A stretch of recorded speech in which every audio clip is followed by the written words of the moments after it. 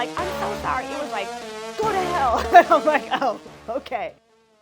Hey you guys, I'm Neila. I'm a singer-songwriter originally from Florida, currently living in Atlanta, Georgia. I am a first-generation American with very hardworking Caribbean parents who are super supportive. Green is associated with the heart chakra, associated with growth, life, abundance, money.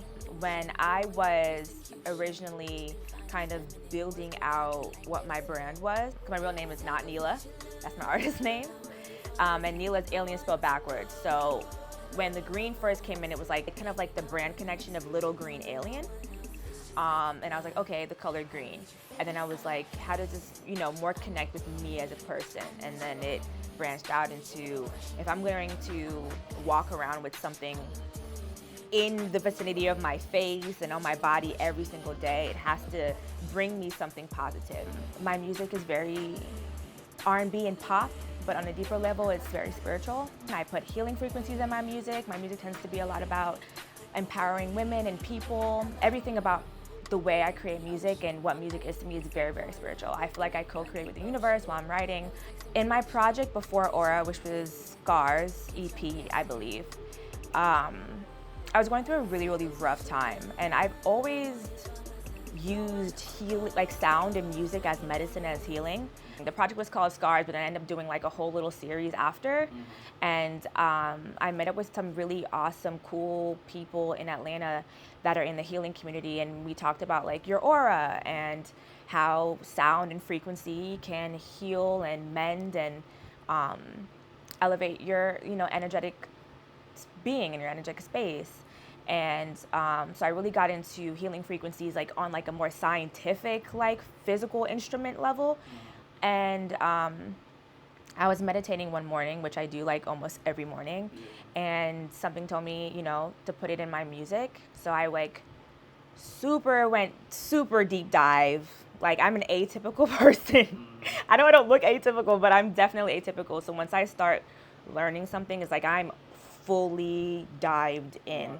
Yeah, so with the help of, my community and the people that I brought onto this, kind of like a show I did for the last project, they helped me figure that whole frequency thing out. Then I started adding it to my music, because I'm like, music is medicine.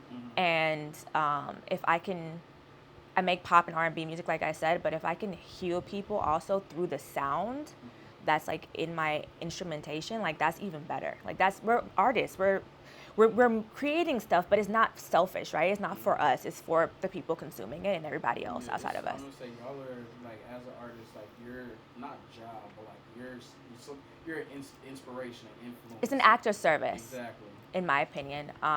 And it is completely ours, right? And we can hold it to our chest until we release it. Once it's released, it no longer belongs to you, in my opinion. And yeah, that's just how I see it. So when did you realize that you were so comfortable in like, making like the way you see the world like public? Yeah. Because how like harsh and how people criticize everybody, anybody. Yeah. So like, how'd you get so comfortable in like just being yourself and your own person, but also like, displaying that to the world? I think I never thought it was bad or anything. Like, there was never like anything that made me feel like I couldn't, I guess,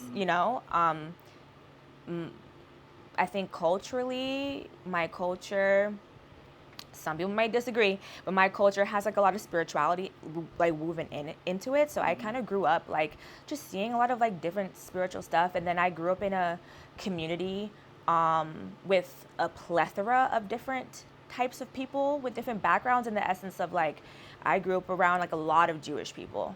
So like going to bar and bat mitzvahs and just seeing different sides of things, like my sister-in-law is Vietnamese, like all those things kind of mesh together. I'm from South Florida, and it is a big melting pot.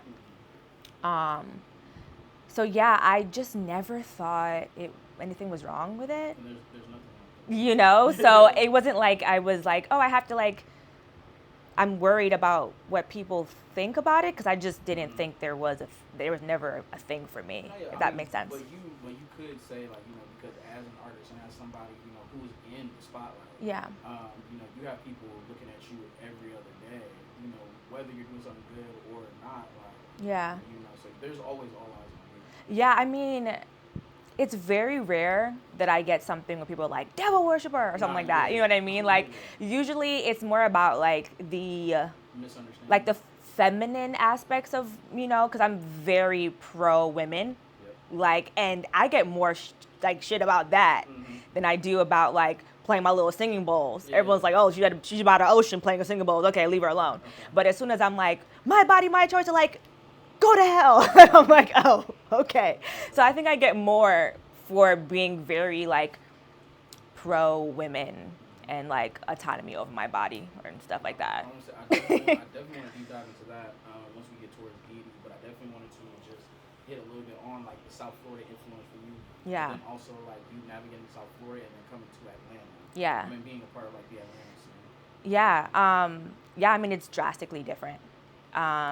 It's super different, and specifically like where I grew up is predominantly white. So I grew up in an area which is like Coral Springs, Florida, but then like Parkland as well. I went to Stoneman Douglas High School, and then I went to university in Miami. I went to FIU, Florida International University, which is very different from where I grew up, but still like South Florida, like melting pot, Haitians, like Jamaicans, Trini people, like my best friend is Trini, like a whole bunch of different people, like it wasn't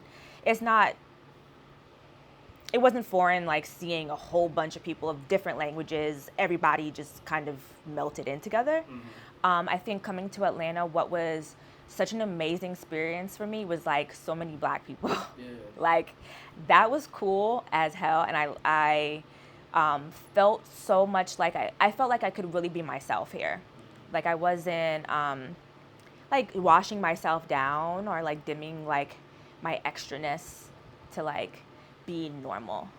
I feel like I can just like be as eclectic and like fully myself here, which is really awesome. And I love Atlanta. I've been here for like a while now. Yeah. So. Okay. So I definitely wanted to jump into talking about the new single, Deity. Congratulations. Thank you. So I definitely want to see like how does it feel?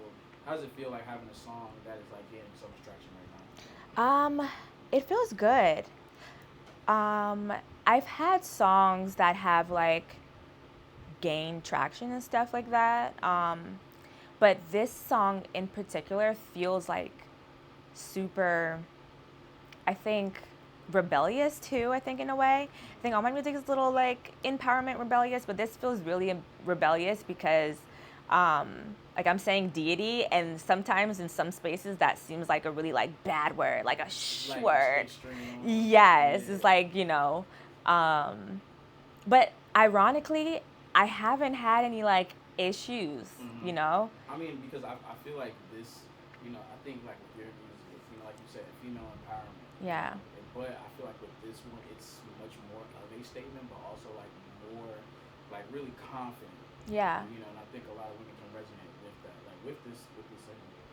Yeah, I think, a deity is like a goddess, a god, Like I'm kind of just saying like, baby, I'm a goddess. Baby, I'm a goddess. You know what I'm saying? Like I'm just saying I'm a goddess. Like, it's just very strongly like divine feminine. And I think with everything going on outside in the world, it is okay for women to feel powerful. Like some structures are very afraid of powerful women.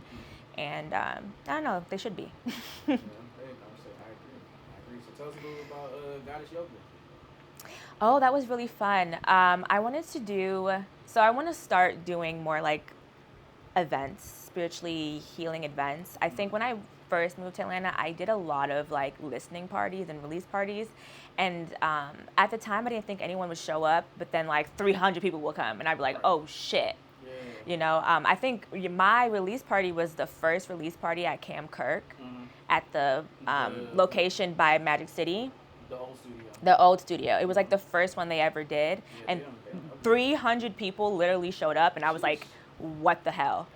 And he was like, that, Cam was like, that particular party made us realize like we could do events and stuff there.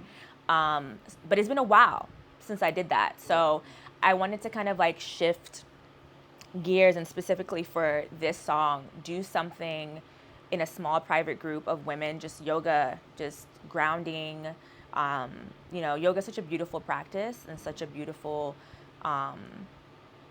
it has so many beautiful like theologies, and I think it's really awesome like how it does feel grounding. It feels super grounding, and the instructor was one of my homegirls, Brianna, and it was fun. It was cool. It was a small group of women. It was private. I think the next one I wanted to be bigger and make it public. I want to do like healing, meditation, sound bowl events, and all that kind of stuff. So yeah. It would be very dope, especially like knowing that you do have a tribe down here. And Yeah. You have people that can resonate with your music, but want to be around you, of course. Yeah. So like with I don't even want to call it like a time off, because you dropped the project in October and you came back with the first single. Yeah. So like what does like the rest of 2026 look like for you?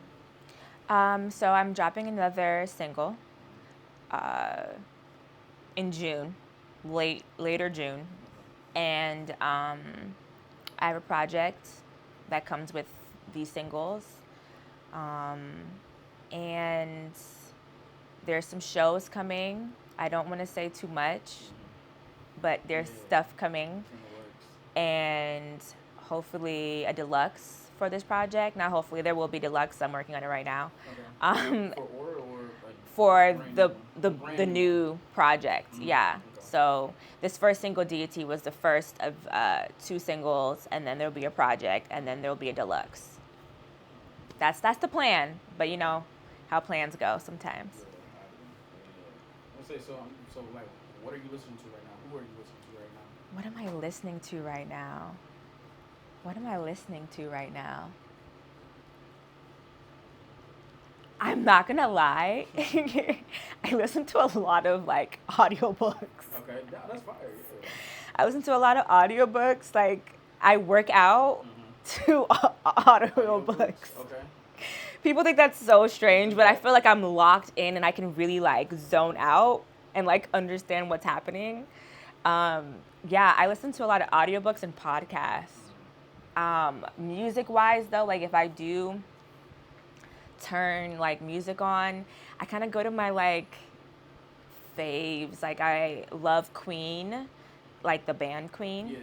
Yeah. Well, when I say Queen, sometimes people think like Nicki Minaj, and I'm like, no. Yeah, I'm like the band Queen. Yeah. I love like, Queen is definitely a go-to.